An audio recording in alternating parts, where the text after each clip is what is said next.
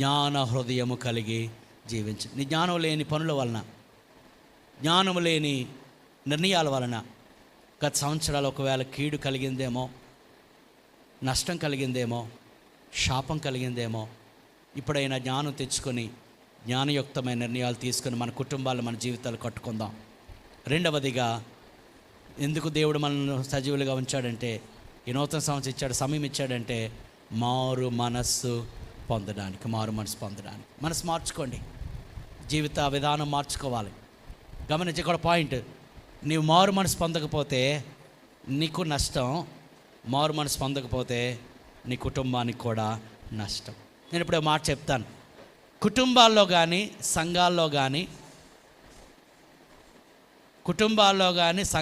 కానీ అనేక సమస్యలు రావడానికి కారణమైన మనుషులు ఎవరో తెలుసా? మారు మనస్సు లేనివారు.